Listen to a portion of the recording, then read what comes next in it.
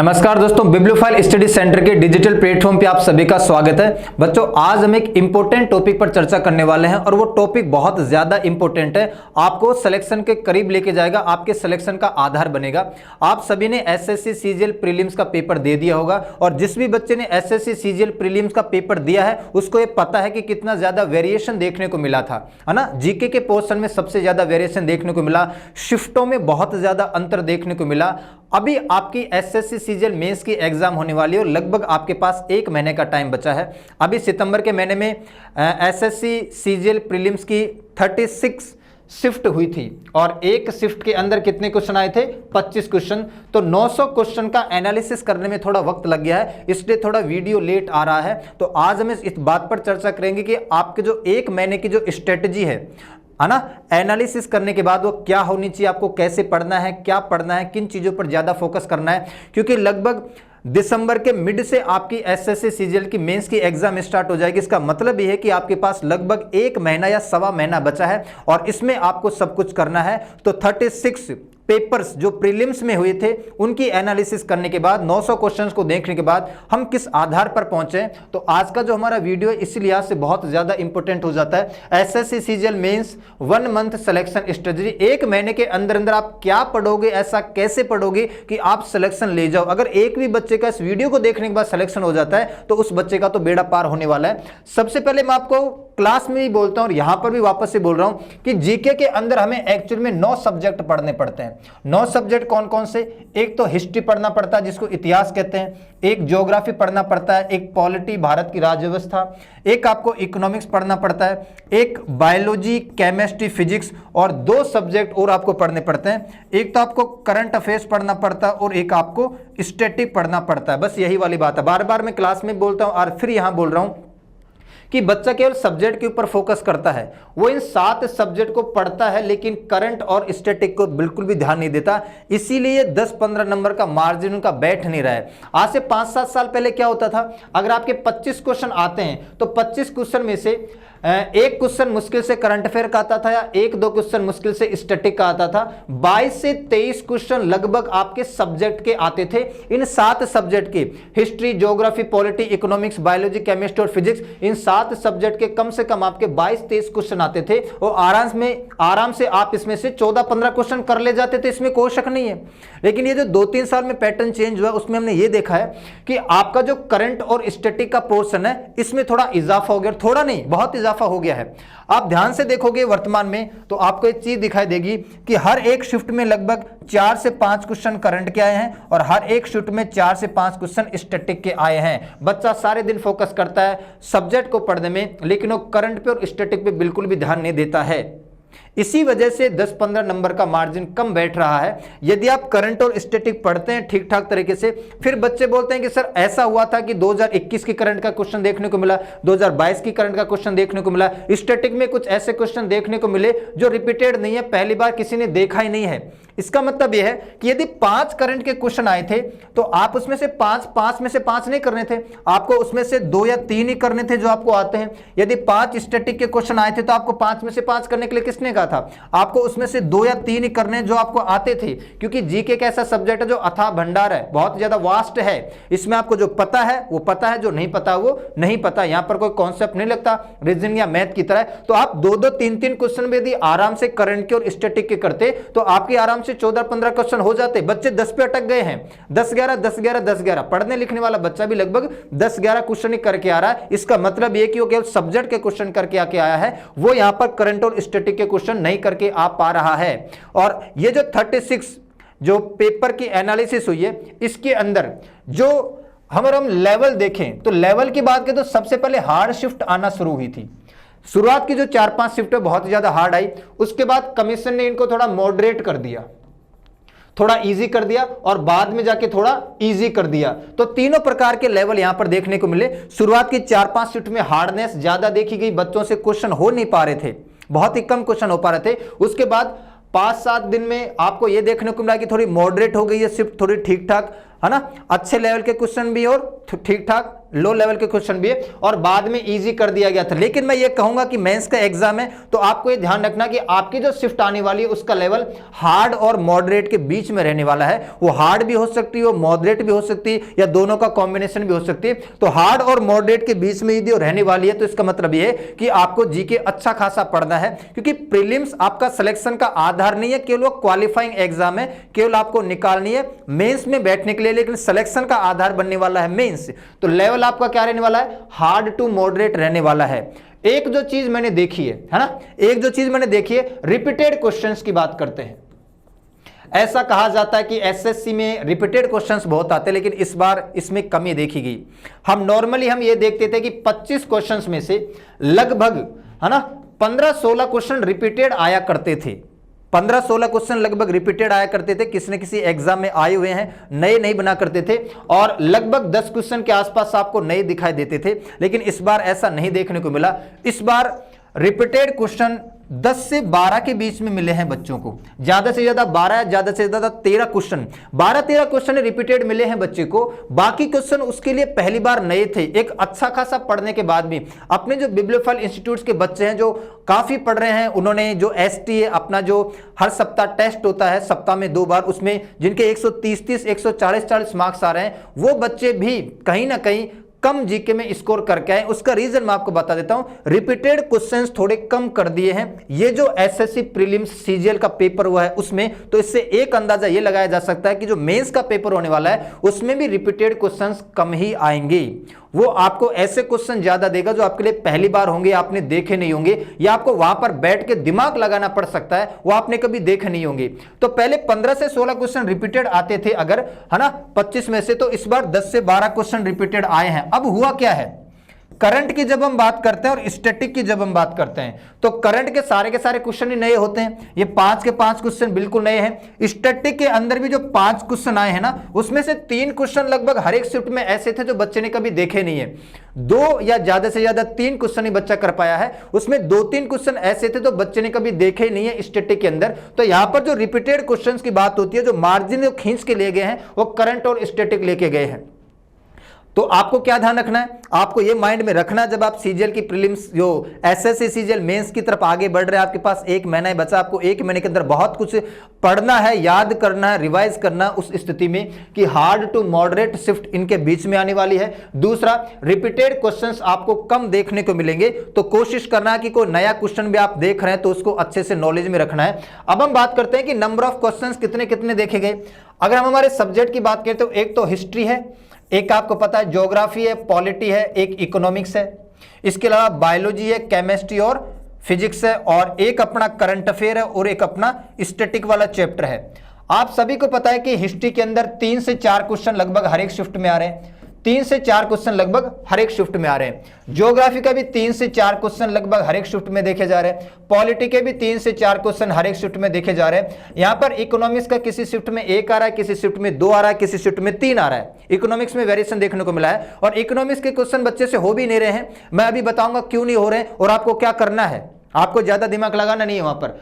Biology का लगभग 1 question, biology के मैंने कुछ शिफ्ट में 2-2 क्वेश्चन भी देखे हैं, कुछ शिफ्ट में 3-3 क्वेश्चन भी देखे हैं। यहां पर आपको वेरिएशन देखने को मिला है, एक केमिस्ट्री का, एक फिजिक्स का, या केमिस्ट्री फिजिक्स का किसी शिफ्ट में आया भी नहीं है। करंट के 5 क्वेश्चन लगभग फिक्स है, और स्टैटिक के 5 क्वेश्चन लगभग फिक्स हैं। अब आपको जो ध्यान रखना है वो ये ध्यान रखना है कि जो हिस्ट्री है ना, हिस्ट्री के अंदर बच्चों उसने साउथ डायनेस्टी के ऊपर फोकस किया है।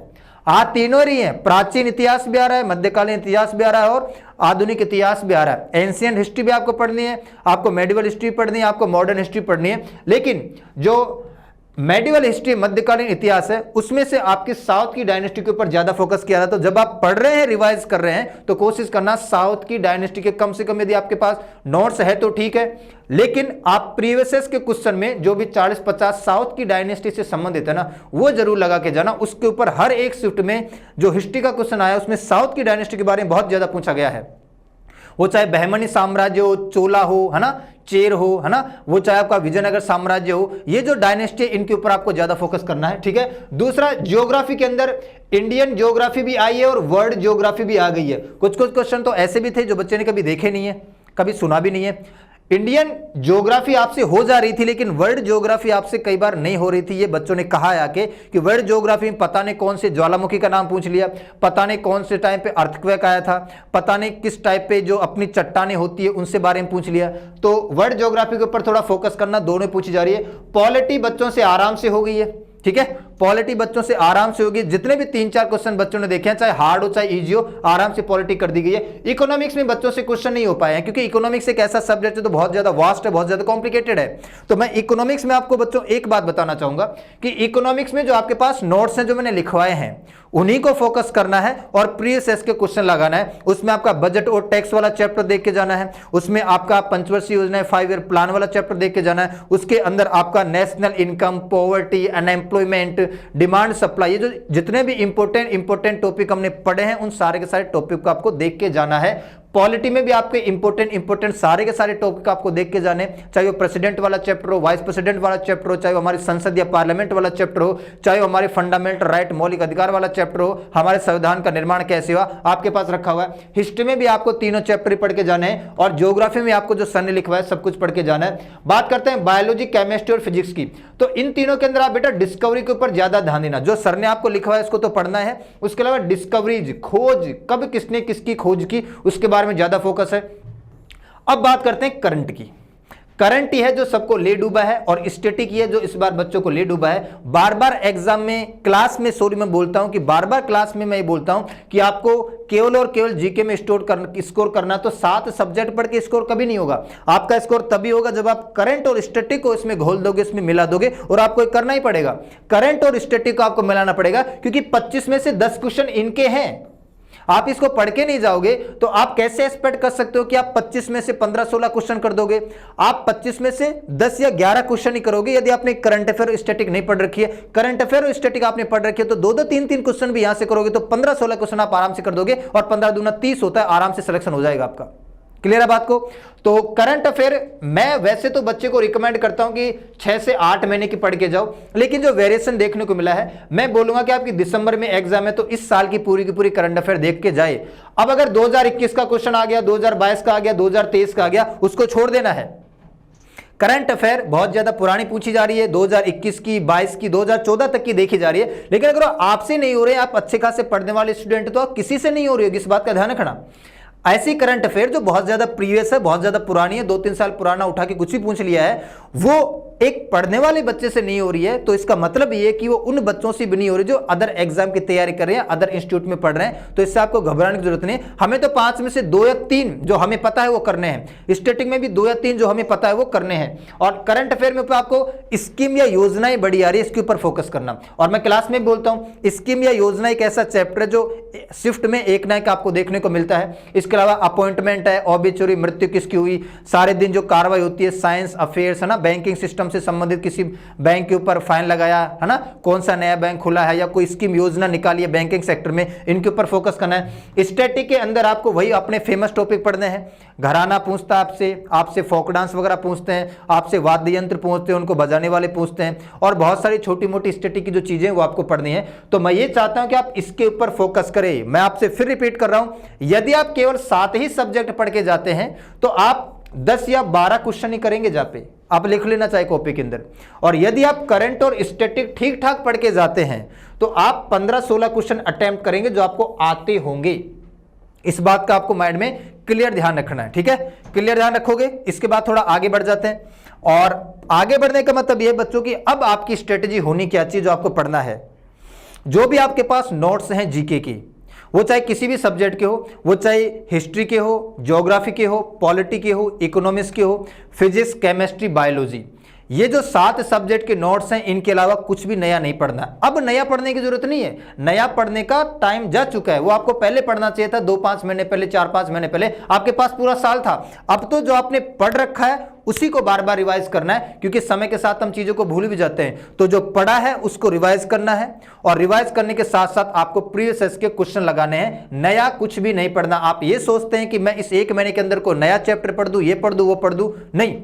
जो आपके पास नोट्स है, क्योंकि नोट्स में भी आपके पास 5-6 कॉपियां भर गई होगी, तो स्वाभाविक सी बात है इतना ही कवर हो पाएगा। तो जो आपके पास नोट्स हैं, नोट्स को ही बार बार पढ़ना है, बार बार रिवाइज करना है। और जितने भी आपने साल में एसटी दिए हैं, स्पीड टेस्ट दिए हैं अपने इंस्टीट्यूट के, कम से कम उनको तो एक बार प्रीवियस क्वेश्चन के तौर पर रिवाइज कर देना, क्योंकि अब आपके पास इतना भी टाइम नहीं है कि आप 500, 600, 1000 क्वेश्चन हिस्ट्री के लगाने बैठ जाओ, पॉलिटी के लगाने बैठ जाओ, ज्योग्राफी के लगाने बैठ जाओ। वो वक्त जा चुका है, उसको छोड़ो। अब आपके पास एसटी लगाए हुए हैं। यदि आपने देखो एक महीने में अपने 8 एसटी लग जाते हैं, लगभग स्पीड टेस्ट लग जाते हैं, सप्ताह में 2 लगते हैं, तो 8 स्पीड टेस्ट एक महीने के, एक साल का जोड़ोगे आप, 12 महीने होते हैं, ठीक है। 8 दूनी 16 और 8 1 9, 100 के आसपास आपके पास एसटी रखे हैं। तो एसटी को आप एनालिसिस करके पढ़ना। जैसे यदि आप किसी डायनेस्टी का नाम पढ़ रहे हैं और उसमें राजाओं का नाम दिया गया, तो आप केवल एक ऑप्शन को पढ़ के मत निकलो, आप उन तीनों ऑप्शन को भी पढ़ के निकलो कि इनका आंसर क्या है। समझ में आ रहा है आप लोगों को? आपको एनालिसिस के साथ पढ़ना है, क्योंकि आपने एसटी दे दिया, और यदि आपने ढंग से एसटी दिया तो उस टाइम पे भी आपने एनालिसिस किया था कि बाकी ये जो 3 ऑप्शन है ये कहां से बने हैं, इनका आंसर क्या है, इनको हमें जानना चाहिए। तो जब आप एसटी को रिवाइज कर रहे होंगे, जो आपने दे दिए हैं 6 महीने में, 8 महीने में, 1 साल में, उनको रिविजन करते वक्त आपको एनालिसिस करते हुए आगे बढ़ना है कि अदर ऑप्शंस के बारे में आपको पता हो। जैसे इंग्लिश में आपने किसी ने पूछा है एंटोनिम्स या सिनोनिम्स आपसे पूछा है, ठीक है, किसी चीज का, जैसे मान लो कि टीचर का आपसे एंटोनिम्स पूछा है ना। तो अब स्वाभाविक सी बात है इसमें 4 शब्द होंगे, तो आपको केवल आंसर देख के नहीं निकलना है, इन तीनों शब्दों का क्या मतलब है, ये किसके एंटोनिम्स सिनोनिम्स हो सकते हैं, उसको भी एक बार माइंड में डाल के चलना है। इस प्रकार जब आप एनालिसिस करके एसटी का रिवीजन करते जाओगे प्रीवियस के क्वेश्चन, तो एक्चुअल में ये आपने जो 96 एक साल में एसटी दिए हैं, इनमें आप 4 से मल्टीप्लाई कर दो, तो ये लगभग आपको 400, है ना, 400 से भी ज्यादा क्या हो जाएंगे क्वेश्चंस के आंसर आपको देखने को मिल जाएंगे। तो स्वाभाविक सी बात है, नई चीज कुछ भी नहीं पढ़नी है, पुरानी चीजों का आपके पास नोट्स है, उन्हीं के ऊपर फोकस करना, उन्हीं को रिवाइज करना है। जितने आपके एसटी हो चुके हैं उनको एनालिसिस के साथ आपको आगे बढ़ना है। और एसएससी सीजीएल मेंस में क्या होगा बच्चों, 30 क्वेश्चन तो आपके मैथ के आएंगे, 30 क्वेश्चन आपके रीजनिंग के आएंगे, 45 क्वेश्चन इंग्लिश के आएंगे, और 25 क्वेश्चन किसके आएंगे, जीके के आएंगे। 25 क्वेश्चन जीके के आएंगे, एक क्वेश्चन 3 नंबर का होगा, तो 25 75 क्वेश्चन आपको जीके देगा। अब आपको डिसाइड करना है कि आपको क्या करना है। यदि आप करंट और स्टैटिक को छोड़ के जाते हैं, लूज पढ़ के जाते हैं, कम पढ़ के जाते हैं, तो इसमें एक आपका सिलेक्शन में बाधा बनेगा कि आप 10 से 12 क्वेश्चन ही अटेम्प्ट कर पाएंगे, वो चाहे अपने इंस्टीट्यूट का बच्चा हो, चाहे कोई भी इंस्टीट्यूट का बच्चा हो। क्योंकि मैं साफ साफ बोल रहा हूं, यदि करंट अफेयर और स्टैटिक स्ट्रॉन्ग है तो आप 14-15 क्वेश्चन अटेम्प्ट कर पाने में सक्षम होंगे। वो भी जब एक ठीक ठाक शिफ्ट होगी, बहुत ही ज्यादा हार्ड शिफ्ट होगी तो हो सकता है आप 10 तक ही रह जाए। तो आपको क्या ध्यान रखना है, 25 क्वेश्चन आपको वापस से मेंस में मिलेंगे। आपको स्टैटिक और करंट को साथ में पढ़ते हुए पिछले 1 साल की करंट पढ़ लेना, स्टैटिक के इंपॉर्टेंट टॉपिक पढ़ लेना, रिवाइज कर लेना, एसटी को देख लेना। इसके बाद आप आराम से 14-15 क्वेश्चन कर पाओगे, और 14-15 क्वेश्चन कर दिए ठीक ठाक, तो ये स्वाभाविक सी बात है आपका सिलेक्शन भी हो जाएगा। स्वाभाविक सी बात है आपका सिलेक्शन हो जाएगा।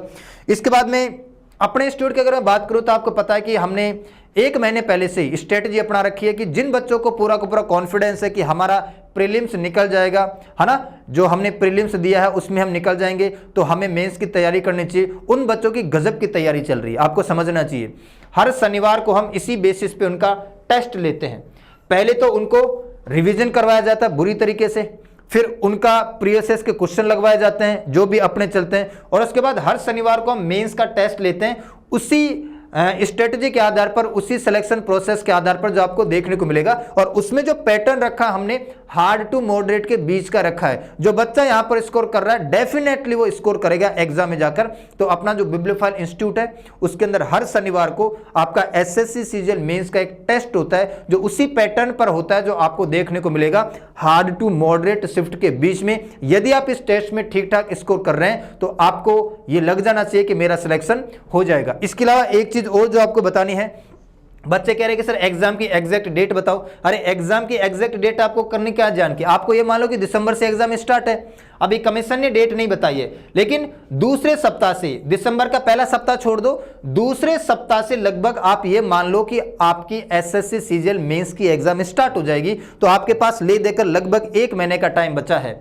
तो आज के लेक्चर में आपको 2 चीजें, 3 चीजें, 4 चीजें और 5 चीजें सीखने को मिली है। वो चीजें क्या क्या है? पहली चीज तो ये कि जो आपने प्रीलिम्स दे दिया और उसमें आपने जो वेरिएशन देखा, वो वेरिएशन मैंने आपको बताया है। आपके पास जो नोट्स है उनको रिवाइज करना, उनको पढ़ना है। आपने जितने भी एसटी दिए हैं, स्पीड टेस्ट दिए हैं, उनका एनालिसिस के साथ आपको रिवीजन करना है। नया आपको कुछ भी नहीं पढ़ना है। कोई भी अगर ऐसा क्वेश्चन जो आपके सामने आता है जो आपसे नहीं हो पा रहा, तो उसको छोड़ देना है। वहां पर ज्यादा जाके दिमाग लगाना बिल्कुल भी नहीं है। शांत माइंड रखना है, काम रखना है। और दिक्कत यह है, जो भी आपने पढ़ा है उस पर विश्वास होना चाहिए। जो आपने नहीं पढ़ा है वो नहीं होता, कोई दिक्कत नहीं है। जो आपने अब तक पढ़ लिया है नोट्स के अंदर या किसी क्वेश्चन को लगाकर, जो आपने पढ़ा है उस पर आपका विश्वास होना चाहिए कि पढ़ा हुआ अगर एग्जाम में आ जाएगा तो मैं इसको कर दूंगा, बस सिलेक्शन वहीं स्टार्ट हो जाता है।